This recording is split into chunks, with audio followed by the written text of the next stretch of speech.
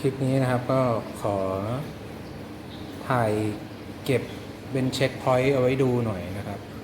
คงจะไม่ได้มีพูดอะไรเกี่ยวกับการเลี้ยงนะฮะก็จะเป็นการเก็บภาพโดยรวมนะครับเอาไว้ดูเล่นๆนะครับ